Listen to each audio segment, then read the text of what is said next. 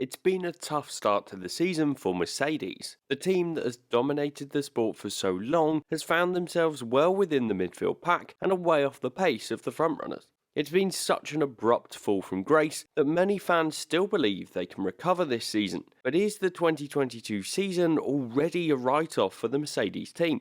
Let's have a look. My name's Andy and this is Behind the Drive. A trouble beginning.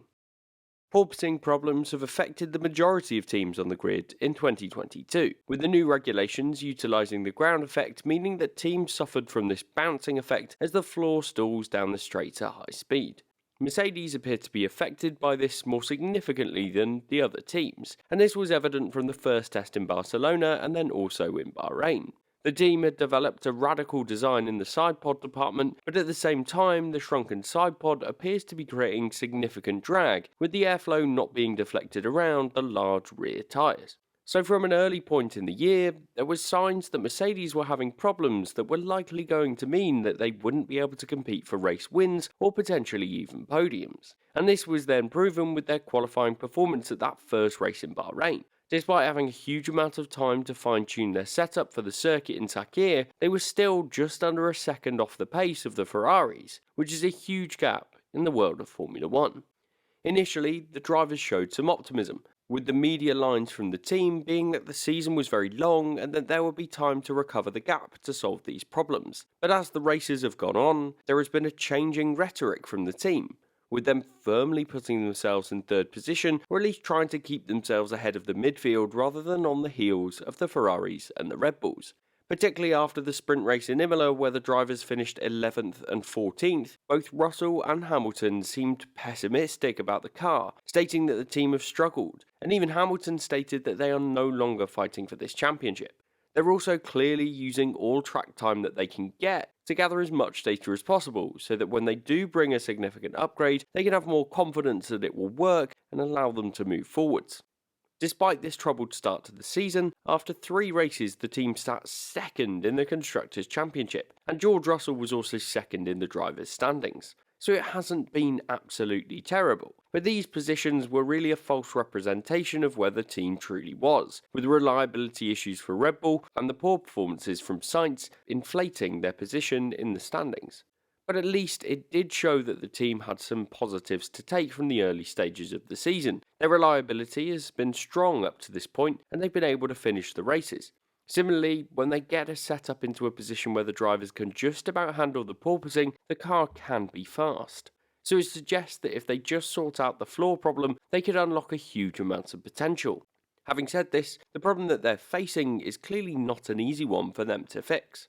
The race at Imola was the most telling race yet as to how far off the pace the Mercedes team really are. It was a sprint race weekend format, which meant that there was just a single practice session before the cars went into Parc Ferme and the setups were mostly locked down. This was a problem for Mercedes, as they had tended to try multiple different setups through the practice sessions to find the best solution before qualifying. So with significantly reduced running, the team ended up lost and in the midfield pack. Lewis Hamilton struggled throughout the weekend and he finished in 13th position, a long way back from his teammate who finished 4th. So it's a long road ahead for Mercedes after a tricky start. But before we take a look at the reasons why this problem is not an easy fix, I want to take a moment to ask you to consider subscribing to Behind the Drive. I'm aiming for 50,000 subscribers by the summer break, so if you're not subscribed already and you enjoy the videos, it would be great if you could consider hitting that subscribe button. Thanks. Difficult developments. So it's been a rough start to the season for Mercedes, and the team will be putting in a huge amount of time to recover the gap to their rivals. But the porpoising issues have been creating a problem for the team, and this problem has been exacerbated by several other changes. Firstly, the cost cap has meant that bringing developments to the car has changed significantly this year. Last season, when the cap was introduced, it was difficult to see the changes in the development approaches for the teams, as the vast majority of them switched their focus and didn't develop their 2021 cars. This year though, with the order varying from race to race, the introduction of developments will have had a huge influence on this World Championship. But what it means is that instead of throwing money at all their problems, the big teams in particular have had to change towards an approach that takes longer and perhaps brings larger updates less frequently to ensure that they maximise their returns on the investments made. Historically, in this situation, Mercedes might have opted to produce many variants of parts and bring them to the second test or the first couple of races of the season to check whether they work on track. Instead, the team will spend more time testing it in the wind tunnel and using CFD before potentially bringing the upgrade to just one car at a time. All of this means that developments will take a lot longer, and so Mercedes push back up the order will likely take longer as well. And during this time where the team have had a slower car, they should have been losing ground on their rivals, and they certainly have been in relation to Ferrari to this point in the season. Another part of the new regulations that most teams have struggled with in 2022 is the weight limit. This has already been increased in the preseason for all teams, and despite this, the teams remain well above that minimum weight mark on average. There has been mixed reports regarding which teams are above or at this point, but again, this is another problem for the teams that they've been forced to solve gradually over time with these larger upgrades that will come through the season. Not only this, but because of the Mercedes team's performance in 2021, they have the smallest amount of aerodynamic testing time of all the teams on the grid until the end of June, when this will be reset. It means they've had less CFD runs and less wind tunnel runs than the others, so they're actually at a disadvantage compared to the others in this department already, making it even less likely that they'll be able to get back to the front quickly. But it isn't just with the aerodynamic elements that Mercedes might be struggling. The area that saw Mercedes propel themselves to the top in Formula 1 from 2014 was the power unit department.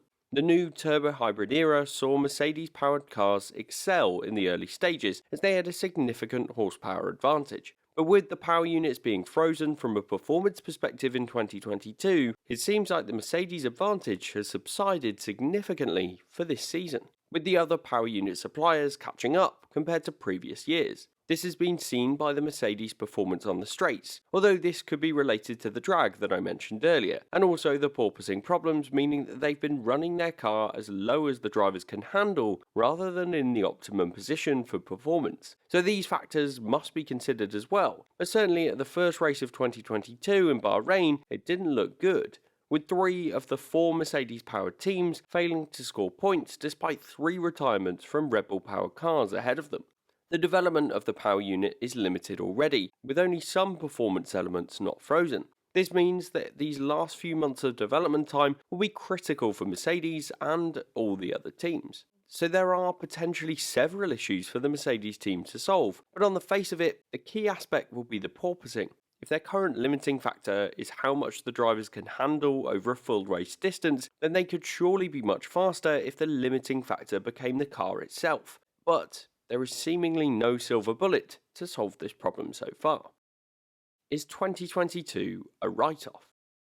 So already the rhetoric from Mercedes has changed when compared to the beginning of the 2022 season. The team have gone from being cautiously optimistic right at the start of the year, with the team wanting to talk about how they could recover, to now being more realistic regarding their outlook over the rest of the 2022 season. So is the season a write-off? Well, it is still very early in the year, and you never know, a single upgrade could make a very big difference for Mercedes. But right now, the gap to Ferrari after 4 races is 47 points in the constructors' standings. It's not insurmountable by any means, but right now, both Red Bull and Ferrari are looking strong, and will surely be bringing upgrades themselves to try and expand the gap to the other teams on the grid.